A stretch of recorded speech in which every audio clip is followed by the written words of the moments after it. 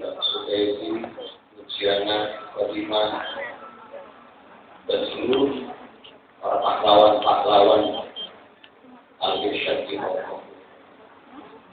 Semoga yang belum punya jodoh Allah berikan jodohnya. Amin.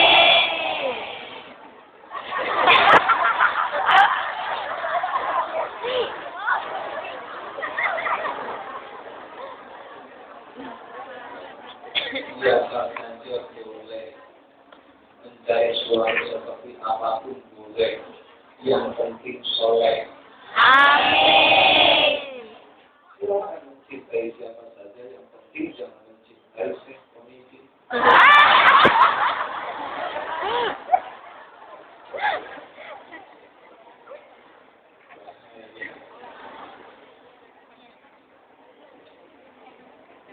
Saya bangga di depan mbak-mbak, ibu-ibu, nona-nona sekalian. Perlu saya sampaikan bahwa sekarang ini saya sedang berhadapan dengan pahlawan-pahlawan besar. Amin. Demi Allah, saya akui Anda semua ini adalah pahlawan. Yang pertama jelas Anda pahlawan negara kita, pahlawan negara Indonesia. Devisa yang sudah Anda keluarkan mampu membuat pemerintah Indonesia menggratiskan SDM. Sekali lagi teringat panjenengan semua, usaha jerih payah air mata panjenengan semua, alhamdulillah menjadi sebuah devisa, menjadi pemasukan bagi negara, dan akhirnya sekarang SDM gratis. Alhamdulillah. Tapi cuma sampai di SDM. Ya, terima kasih sampai Kak. SDM itu sekolah dasar negeri yang pendidikan agamanya seminggu sekali. Sedangkan madrasah ibtidaiyah yang setiap hari ada agamanya tidak ditanggung oleh pemerintah. Oleh karena itu Al-Irsyad masuk ke tengah-tengah mereka.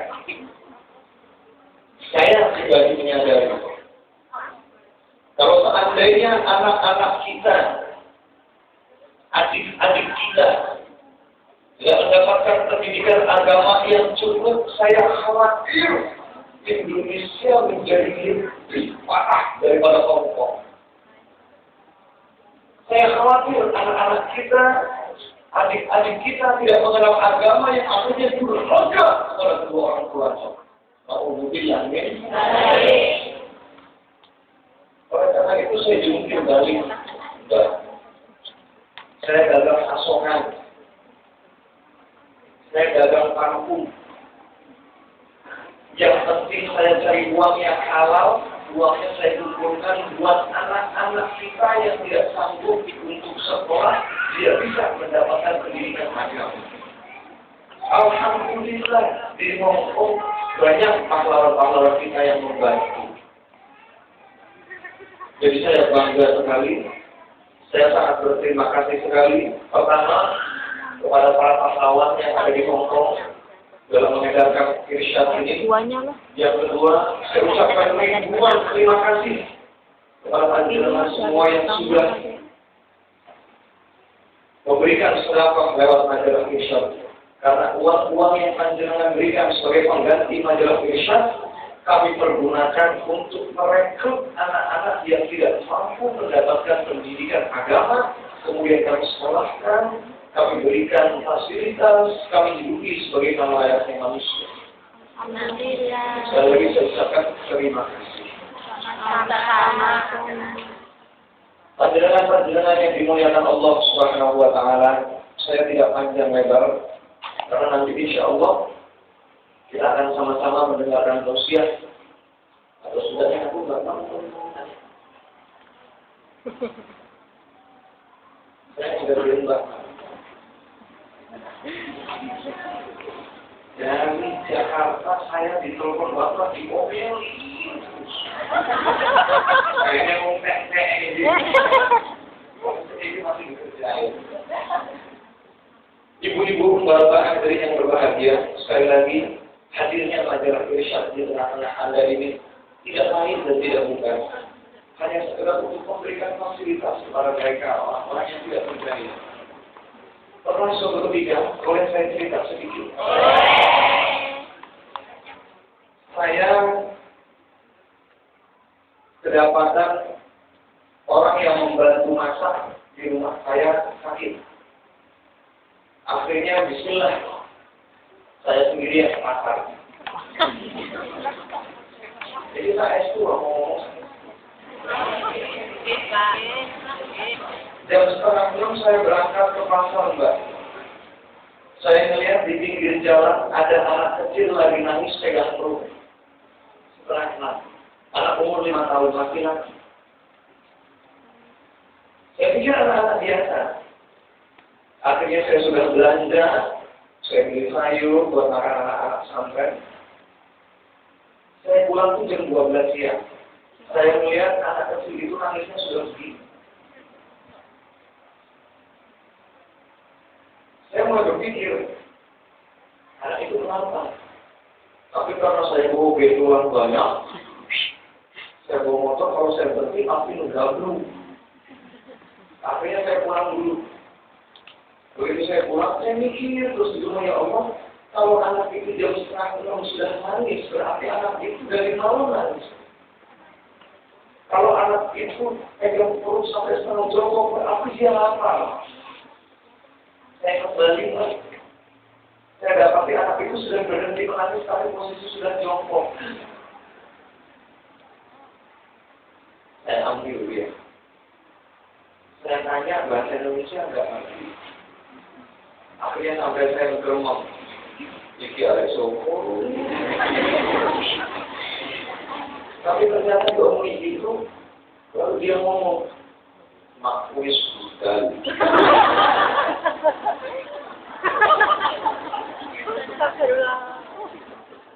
Saya ambil kesimpulan yang dia anak nggak bisa bahasa Indonesia. Saya tanya udah orang dia, orang Malaysia. Jadi rupanya begitu saya pegang di kantong bajunya ada surat, isinya saya titipkan anak ini kepada siapapun yang mendapatkannya.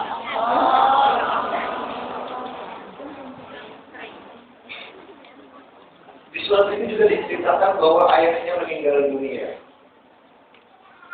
Kemudian anak ini dititipkan ke tetangganya.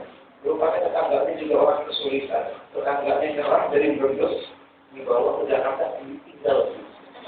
Ya Allah.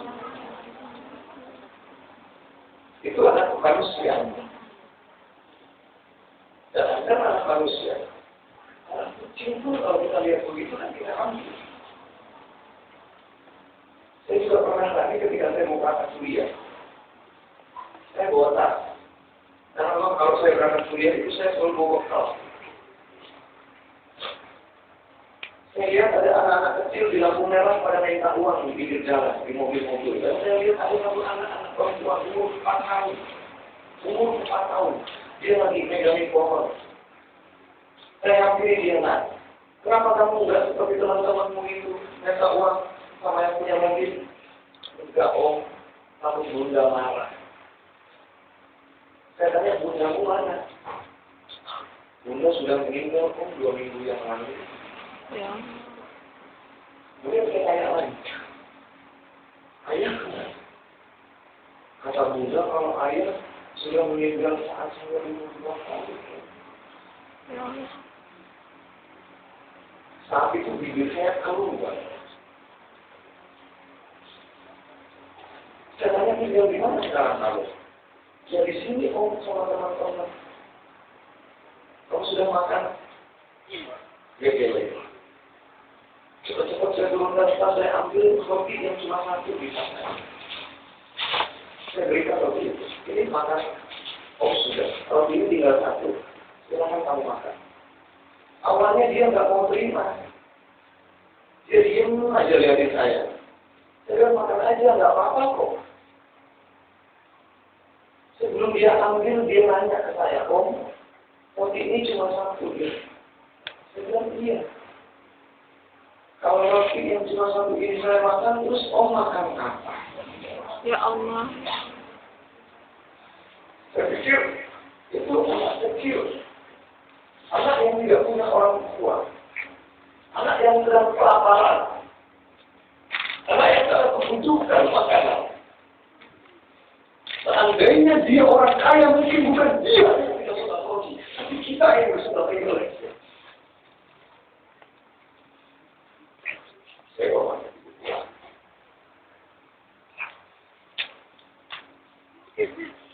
Mudah-mudahan kita masih punya hati. Saya minta sama Allah, ya Allah, saya disekolahkan dari dulu oleh orang tua saya. Segitu beruntungnya saya punya orang tua. Saya bisa mengerti demi sedikit ilmu-ilmu yang kau ajarkan kepada Rasulullah. Bismillah, ya Allah, saya menulis. Saya akan membuat satu tulisan yang tulisan ini akan saya berikan kepada saudara-saudara muslim saya yang lainnya.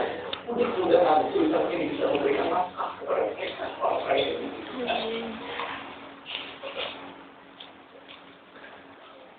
Kita punya hati.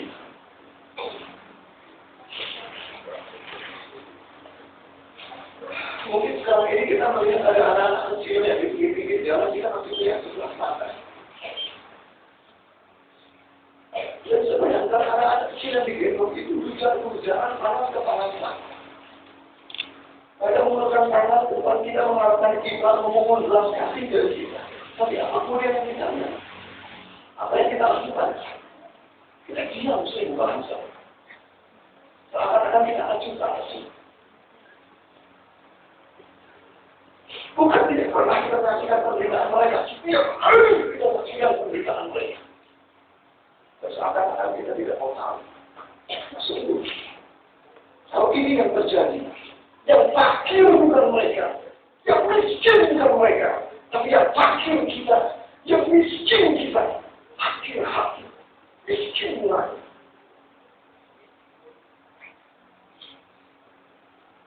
Alhamdulillah. Allah ampun doa saya. Allah saya buat ajaran 400. Kalau ngomong ini, kemudian alhamdulillah uang yang bisa buat beli beras, bisa buat bayar sekolah, bisa buat beli buku-buku mereka.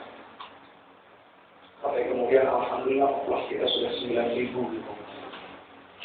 Mudah-mudahan Anda semua yang telah memberikan nafkah memberikan sedekah untuk mengganti naga Indonesia ini, Allah jadikan sebagai amal jariah Anda. Amin. Ya Rabbal Alamin. Dari sini jauh dari anak-anak kita, tidak di sini jauh dari orang-orang yang kita cintai. Semua orang-orang yang kita cintai, kita titipkan kepada Allah Subhanahu wa Ta'ala. Allah Tuhan yang maha melindungi, Allah Tuhan yang maha menjaga. Percayakan semuanya kepada Allah. Tapi bagaimana caranya? Kita lain hatinya, kita rebut ridhonya. Kalau kita merasa masih banyak dosa, kita bertaubat kepada Allah Subhanahu wa Ta'ala. Semoga orang-orang yang kita cintai dicintai pula oleh Allah Subhanahu wa Ta'ala.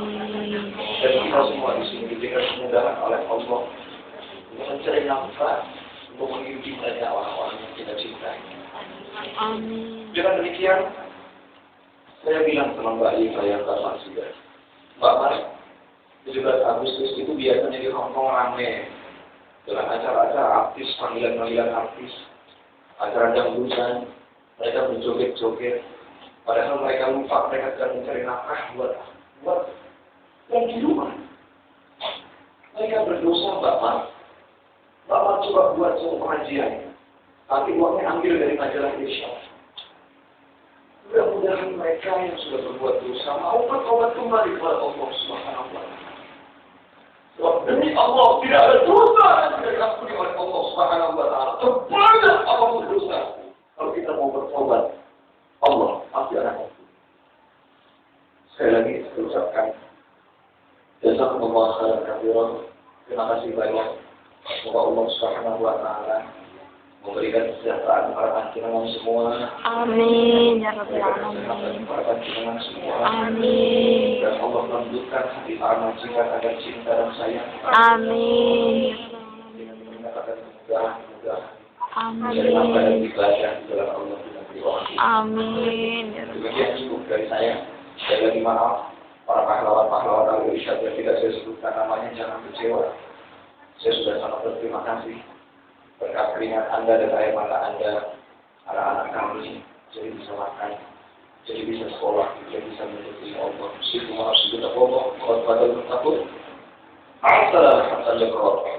Assalamualaikum warahmatullahi wabarakatuh. Waalaikumsalam warahmatullahi wabarakatuh.